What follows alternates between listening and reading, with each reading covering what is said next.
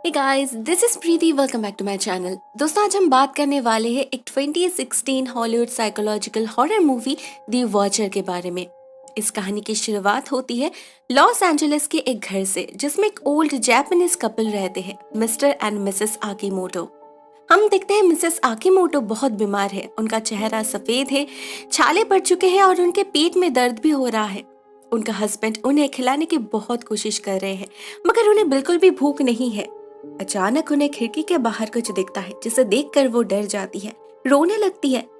Mister आकीमोटो किसी तरह उन्हें संभाल कर वॉशरूम की तरफ ले जाने लगते हैं। तभी उन्हें भी घर में किसी और की प्रेजेंस महसूस होती है, तो वो अपनी गन लेने नीचे जाते हैं और इधर उनके पत्नी को वॉशरूम के मिरर पे खून दिखता है, साथ में एक एनवेलप भी। उसके अंदर एक ब्लेड और एक चिट्ठी थी, बहुत पुरानी सी। तब तक मिस्टर आकीमोटो लौट चुके थे। अंधेरे कॉरिडोर की तरफ पॉइंट करके वो किसी रेवन को बाहर बुलाने लगते हैं। हमें भी कॉरिडोर के दूसरी एंड में कुछ हिलता हुआ नजर आता है, मगर वो सामने आए इससे पहले ही मिसेस आकीमोटो आ गिरते हैं उनके सामने। उन्होंने अपने दोनों हाथ काट लिए थे। बहुत ही ज्यादा ब्लीडिंग हो रही थी उनके घाव से।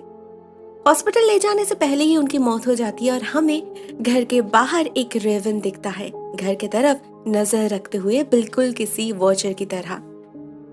अगले दिन में हम पहुंच जाते हैं कुछ महीने बाद। मिलते हैं एमा एंड नोआ कर्टिस से।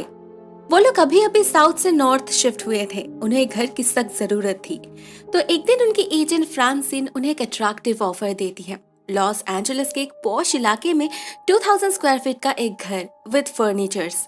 पहली नजर में ही एमा को यह घर पसंद आ गया था। उनके बजट से थोड़ा ऊपर जा रहा था, लेकिन फिर भी वो लोग इस घर को खरीदने की डिसाइड करते हैं, इस घर के अतीत के बारे में पूरी तरीके से पता किए बिना ही। मिस फ्रांसिन उन्हें इतना तो बताती है कि इस घर के पिछले ओनर की डेथ यहीं पर हुई थी, मगर ये नहीं बताती कि उनकी डेथ नेचुरल थी। असल में वही आकीमोटो रेसिडेंट था। अपने पत्नी के मौत के बाद मिस्टर आकीमोटो घर छोड़ने पे मजबूर हो गए, क्योंकि वो रेवन उनका पीछा जो नहीं छोड़ रहा था। एमा को घर के बैकयार्ड में एक छोटा सा ट्री हाउस दिखता है। बाहर से तो खाली लग रहा था, मगर जब वो अंदर झांकती है तो अचानक ही एक लड़का उसके सामने आ जाता है और हड़बड़ी में एमा सीढ़ियों से नीचे गिर जाती है। फॉर्चुनेटली हाइट ज्यादा नहीं था, एमा को कहीं चोट नहीं लगी थी। उसी वक्त उस बच्चे की माँ जिन आकर एमा से माफी मांगती है। पता चलता है उनका बेटा माइकी ऑटिस्टिक है। वो लोग पास में ही रहते हैं, तो ओपन हाउस चल रहा है देखकर अंदर आ गए थे घर को एक्सप्लोर करने। एमा को ये लेडी पसंद आ गई थी, तो उनकी पहली मुलाकात दोस्ती में कन्वर्ट होते देर नहीं लगती। इवन इस घर में शिफ्ट होने के बाद जिन ही सबसे पहले उनके लिए वेलकम कुकीज भेजती है। एमा और नोआ दोनों ही बहुत खुश थे। एक साथ बैठकर प्लानिंग कर रहे थे कैसे घर को सजाया जाए, कहाँ कहाँ रेनोवेशन करनी चाहिए, कैसे इस खूबसूरत घर को और ज्यादा खूबसूरत बनाया जाए। मगर पहले दिन ही उनके एक्साइटमेंट में पानी फिर जाता है जब देर रात कोई उनके दरवाजे पर जोर जोर से धक्का देने लगता है। चेक करने पर कोई नहीं दिखता, मगर किसी ने उनके दीवार पे क्रॉस मार्क बना दिया था और उनके लिए एक नोट भी छोड़ गया था, बिल्कुल वैसे एनवेलप में जैसे मिसेस आकीमोटो को मिला था। अपेरेंटली ये नोट इस घर के पुराने मालिक ने भेजा था। इस पे लिखा था, उन पर नजर रखा जा रहा है, वो लोग बहुत जल्द बीमार पड़ने वाले हैं और रेवन आएगा उनसे मिलने। एमा को इसका कोई मतलब समझ नहीं आता, जरूर किसी ने मजाक किया होगा। मगर नोआ अगले दिन ही घर के सामने एक कैमरा लगा देता है। इसके 10 मीटर के आसपास कोई आएगा तो उन्हें फोन पे नोटिफिकेशन मिल जाएगा। साथ में एमा फ्रांसिन को कॉल करती है इस घर के पिछले ओनर के बारे में जानने के लिए, मगर उनका फोन तो स्विच ऑफ आ रहा था। एक दिन सफाई के वक्त एमा को एक सीक्रेट रूम मिलता है, जिसकी चाबी उनके पास नहीं थी। लेकिन अगर ये बाहर से लॉक्ड है तो अंदर से आवाज क्यों आ रही है? जरूर चूहे होंगे। एमा उतना ध्यान नहीं देती। एक दिन जिन उनसे मिलने आती है, ऑफ कोर्स अपने केक्स के साथ। ये लेडी बेकिंग बहुत अच्छी कर लेती है, एमा को तो बहुत पसंद आता है। उस दिन बातों बातों में उससे एमा को मिसेस आकीमोटो के सुसाइड के बारे में पता चलता है और उनके पागलपन के बारे में भी। तब तक नोआ भी घर पहुंच चुका था। उसके साथ एक बॉक्स था जिसे किसी ने उनके घर के बाहर छोड़ गया था। जैसे ही नोआ इस बॉक्स को खोलता है, पूरे घर में एक बदबू फैल जाती है। अंदर एक मरा हुआ चूहा था और एक नोट भी, बिल्कुल लास्ट टाइम की तरह अ वार्निंग नोट। उधर अचानक माइकी चिल्लाने लगा था। डर से सहम चुका था वो बच्चा। पूछने पर कहता है उसने ट्री हाउस में किसी को देखा है, एक आदमी जो किसी बर्ड की तरह दिखता है। नोआ उसी वक्त जाता है चेक करने।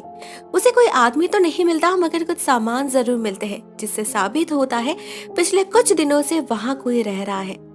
वो लोग उसी दिन उस ट्री हाउस को तोड़ देते हैं, लेकिन इससे उनकी प्रॉब्लम्स कम नहीं होती, रादर बढ़ जाती है। कभी नोआ को अपने गाड़ी का कांच टूटा हुआ मिलने लगा तो कभी बहुत सारे पैकेजेस डिलीवर्ड होने लगे उनके घर, जिनके सेंडर्स का कुछ पता नहीं। नोआ तो बिल्कुल तंग आ चुका था इस सब से। ऊपर से एमा की तबीयत भी खराब रहने लगी थी। उसके पेट में दर्द था और उल्टी भी हो रही थी। उस रात एमा और नोआ जल्दी सो जाते हैं, मगर देर रात एमा जब नीचे जाती है पानी पीने, उसे अपने घर के बाहर एक रेवन दिखता है जो उसे ही घूर रहा था। अचानक वो हमला कर देता है, खिड़की का कांच तोड़कर एक मरे हुए कौवे को अंदर फेंकता है। डर से एमा की हालत खराब हो चुकी थी। नोआ उसे संभालता है और उसके बाद वो लोग पुलिस को कॉल करते हैं। डिटेक्टिव स्टार को इस कौवे के मुंह से एक नोट मिलता है, फिर से वही बीमारी वाली वार्निंग। क्लियरली कोई इंटेंशनली उन्हें परेशान कर रहा था। कोई नहीं ही चाहता वो लोग इस घर में रहे, कोई उन्हें इस घर से भगाना चाहता है, मगर कौन? पुलिस अपना काम कर रही थी, साथ में नोआ भी घर में एक अलार्म लगा देता है। वो लोग समझ नहीं पा रहे थे उनके साथ कोई ये सब क्यों करेगा। एमा पूरा दिन परेशान रहने लगी थी। नोआ के ऑफिस जाने के बाद खाली घर में उसे लिटरली डर लगने लगा था। ऐसे में जिन उसे कंपनी देने लगी। दोनों एक साथ वॉक पर निकलते थे और एमा अपनी प्रॉब्लम्स उससे शेयर करती थी। वैसे ही एमा अपने पर्सनल प्रॉब्लम से डील कर रही है। कुछ महीने पहले ही उसका मिसकैरेज हुआ था। उन्हें लगा घर बदलने से रिकवर करना आसान होगा, मगर यहाँ तो लाइफ और ज्यादा मुश्किल बन चुकी है। रात में नींद तक ठीक से नहीं आती टेंशन के कारण। जिन उसे कंसोल करती है। उनके केक्स तो थे ही, साथ में वो एमा को एक हर्बल टी भी देती है बेटर स्लीप के लिए।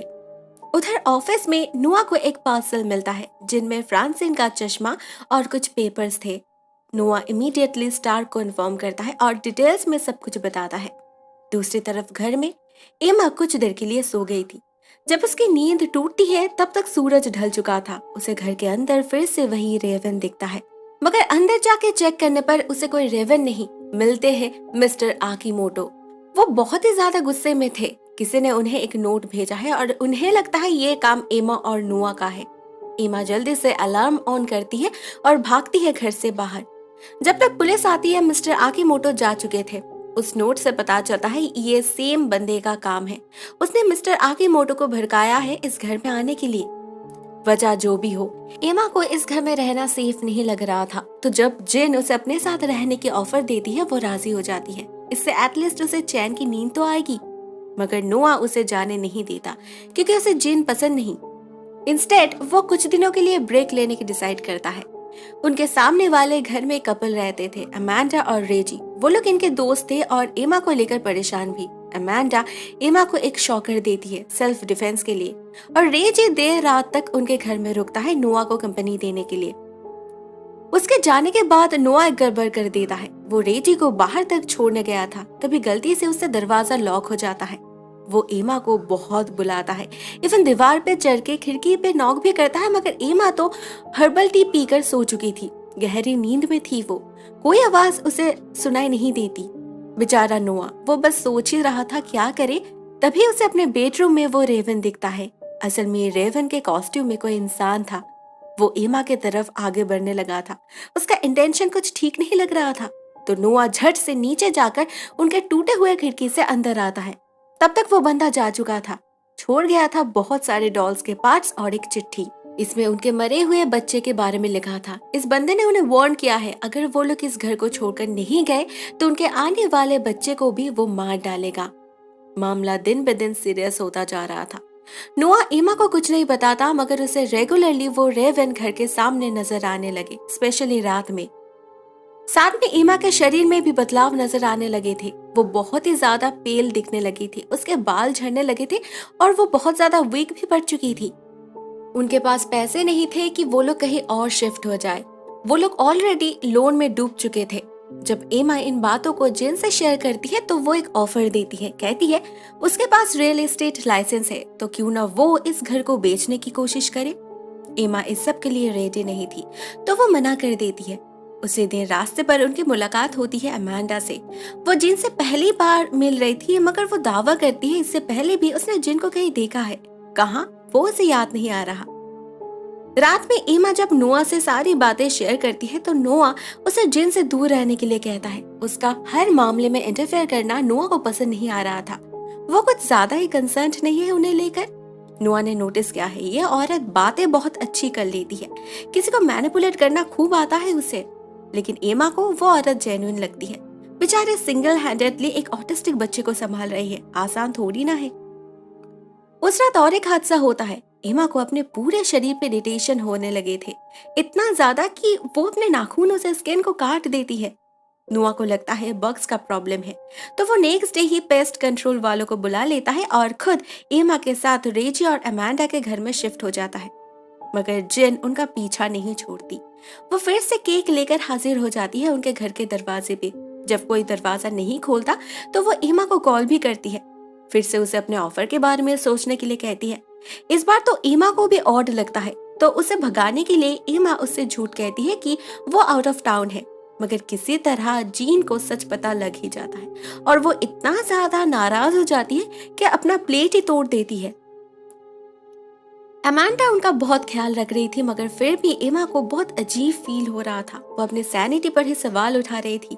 कभी उसे अपने हाथ पे खून दिख रहा था तो कभी उसे सपने में जीन की लाश दिख रही थी। ऐसा चलता रहा तो वो सच में ही कभी पागल हो जाएगी। एमा डिसाइड करती है कि वो कुछ दिनों के लिए अपने बहन के घर घूमने जाएगी। मगर उसी दिन नोआ को एक ऐसा मेल मिलता है जिसका मतलब एमा के जान को खतरा है, उस पर हमला हो सकता है। तो नोआ उसे कहीं जाने नहीं देता। 2 दिन बाद एमा जिन से मिलने जाती है, सॉरी कहती है झूठ बोलने के लिए। इधर नोआ से मिलने आता है मिस्टर आकीमोटो और खुलता है इस फिल्म का पहला राज। इनिशियली नोआ को लगा था ये रेवन, ये नोट्स, पार्सल्स, ये सब कुछ इस आकीमोटो का ही काम होगा, मगर वो कहता है नहीं, वो खुद भी एक विक्टिम था। इस सब के पीछे बस एक ही इंसान है जो सबके सामने रहकर अपनी मीठी मीठी बातों से सबको बेवकूफ बना रहा है। ये और कोई नहीं, जिन है। मिसेस आकीमोटो की नर्स हुआ करती थी वो, और उसने ही स्लो पॉइजनिंग के जरिए उसकी ऐसी हालत कर दी कि वो बेचारी मजबूर हो गई सुसाइड करने पे। अमांडा ने उन्हीं के घर जिन को देखा था। सच को समझने में मिस्टर आकीमोटो को बहुत वक्त लगा। उस रेवन ने उनका दिमाग भी खराब कर रखा था। जब तक समझ आया बहुत लेट हो चुका था। वो अपने पत्नी को बचा नहीं पाए, मगर रिसेंटली नोट मिलने के बाद उसे इस फैमिली के लिए टेंशन होने लगा और इसीलिए आज वो नोआ को सच बताने आए हैं। सच ये है कि एमा खतरे में है। नोआ को तो पहले से ही शक था, अभी उसके लिए सब कुछ क्लियर हो चुका था, तो वो झट से एमा को कॉल करता है। नेटवर्क नहीं मिलता तो वो पिक्चर सेंड करता है और साथ में सारे डिटेल्स भी टेक्स्ट कर देता है। उधर एमा जिन के साथ वॉक पर निकली थी जंगल के रास्ते। एज यूजुअल जिन ढेर सारे झूठी बातों से उसे पका रही थी। शायद उसका इंटेंशन एमा को पहाड़ से धकेल देना था, मगर सही वक्त पर एमा नोआ का मैसेज पढ़ लेती है और भागती है घर की तरफ। मगर ज्यादा दूर जा नहीं पाती। वीकनेस के वजह से उसे चक्कर आने लगते हैं और वो गिर जाती है। बेहोश होने से पहले भी उसे अपने आसपास के लोगों में रेवन ही दिख रहा था। उसे जल्दी से हॉस्पिटलाइज की जाती है। उसके खून में थैलियम और बाथ सॉल्ट का ट्रेस मिलता है। उसी के कारण वो हेलुसिनेट कर रही थी। उसकी weakness, hair fall, pale skin सब इसी पॉइजनिंग का नमूना है। और ये पॉइजन उसे देती थी जिन अपने पेस्ट्रीज में मिला के। तभी तो वो एमा को अपने केक्स खाने के लिए इतना फोर्स करती थी।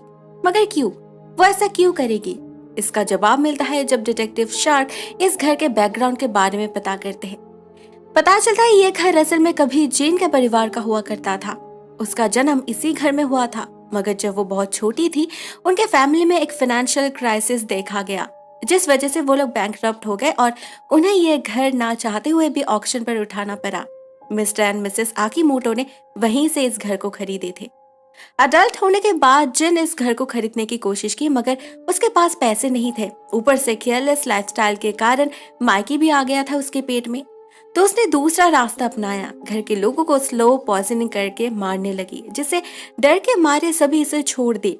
घर को बदनाम कर दिया जिससे कोई इसे ना खरीदे, मगर फिर भी उसका प्लान फेल कर गया।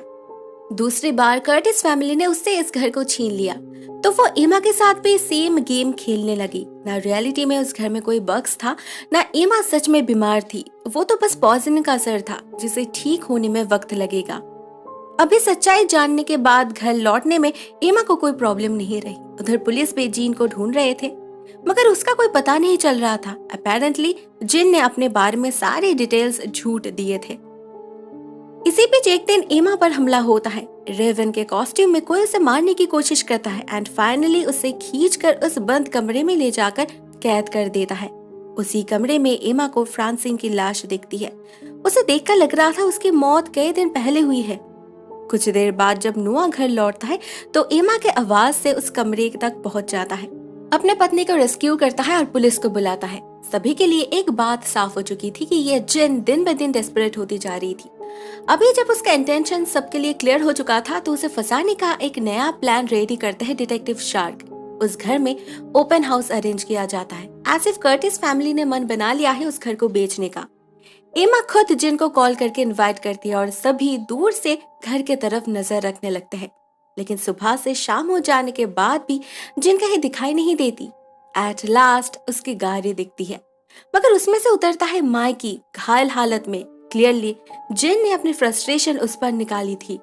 एमा और नोआ उसी वक्त उसे हॉस्पिटलाइज करते हैं, साथ में पुलिस प्रोटेक्शन भी दिया जाता है। मगर इतना सब कुछ करने के बाद भी जिन आती है भेस बदल कर। गर्ट को बेहोश कर कर एंटर करती है माइकी के केबिन में। तब एमा और नोआ कुछ देर के लिए बाहर गए थे। इस मौके का फायदा लेकर जिन माइकी को एक इंजेक्शन लगाने की कोशिश की, मगर लकीली एमा और नोआ ठीक उसी समय उसे देख लिया। दोनों में हाथापाई हुई, जिसमें एमा ने उस इंजेक्शन को निकालकर जिन के नेक में घुसा दिया। जिन और हिल नहीं पाई, वहीं पर पड़ी रही और पुलिस ने उसे अरेस्ट कर ली। उसे भेज दिया गया जेल में और कर्टिस फैमिली ने डिसाइड किया कि वो लोग माइकी को अडॉप्ट कर लेंगे। वो तो इनोसेंट है, उसका तो कोई कसूर नहीं। तो उसके रिकवर करने के बाद एमा उसे अपने घर ले आई। उसके लिए वो ट्री हाउस भी फिर से बनाया गया और फिर एक दिन वो मिलने गया अपने माँ से जेल में। एमा को लगा जरूर वो जिन को मिस करता है, इसीलिए मिलना चाहता है। लेकिन वहाँ पर उनके बीच जो बातचीत हुई उससे इस फिल्म का सेकेंड ट्विस्ट रिवील होता है। पता चलता है ये माइकी कोई इनोसेंट बच्चा नहीं है, वो परफेक्टली नॉर्मल है और अपने माँ के क्राइम्स में इन्वॉल्व भी। एक्चुअली मैक्सिमम आइडिया उसी का था। जिनने कभी किसी का खून नहीं किया, ना अपने पेस्ट्रीज में पॉइजनिंग किया, वो माइकी करता था। उस दिन भी उसी ने अपने आप को घायल किया था। जिन तो बस उसे बेहोश करके अपने साथ ले जाने आई थी, क्योंकि उसे पता है उसका बेटा कितना खतरनाक हो सकता है। उसे जो चाहिए वो पाने के लिए सब कुछ कर सकता है। वो ही है दी रेवन। वो चिट्ठी भी वही लिखता था। जिन सब जानती थी, मगर कभी उसे रोका नहीं, क्योंकि उसे भी एट एनी कॉस्ट वो घर चाहिए था। लेकिन जब माइकी ने देखा जिन से कुछ भी नहीं हो रहा, तो उसने अपना नया प्लान बनाया। एमा और नोआ के सामने इनोसेंट विक्टिम बनकर उनको इमोशनली ब्लैकमेल किया। सारा दोष डाल दिया अपने माँ के ऊपर। उसे पता था एमा उसका ख्याल रखेगी, उसे उस घर में एंट्री मिल जाएगी। हुआ भी वही। आज वो जिनसे मिलने आया है बस एक ही वजह से, उसे धमकाने कि अगर उसने कभी भी अपना मुंह खोला तो वो एमा और नोआ को मार डालेगा, आग लगा देगा उस घर में, जिनके कारण और 2 लोगों की जान जाएगी। वो तो ऑटिस्टिक है, कोई उस पर शक नहीं करेगा, सबको ये एक्सीडेंट लगेगा। जिनके पास और कोई ऑप्शन नहीं था, उसे माइकी की बात माननी ही पड़ी, सच को छुपाना पड़ा। और वैसे भी अगर उसने कहा भी तो कोई उस पर यकीन नहीं करेगा, क्योंकि माइकी उसे बेकिंग तो नहीं आता और वो एक ऑटिस्टिक चाइल्ड है। वो बेचारा बच्चा इतना सब कुछ कैसे कर सकता है? उसका असली रूप थोड़ी ना किसी को पता है। माइकी को जो चाहिए था वो उसे मिल गया। वो नोआ और एमा के साथ खुशी खुशी रहने लगा उसी घर में, मगर उसके अंदर वो शैतान छुपा रहा। जब भी उसे कोई प्रॉब्लम होगी वो बाहर निकल आएगा और शायद तब उसका शिकार बनेंगे ये नई फैमिली। The end. दोस्तों, personally I enjoyed this film. कुछ फ्लॉज जरूर है, मगर जो मेन आइडिया है वो काफी बढ़िया है। आपको कहानी कैसी लगी? Write down in the comment section. आज के लिए बस इतना ही दोस्तों। Thank you so much for watching this video. बहुत जल्द मिलते हैं किसी और नए वीडियो के साथ। तब तक के लिए टेक केयर, टाटा।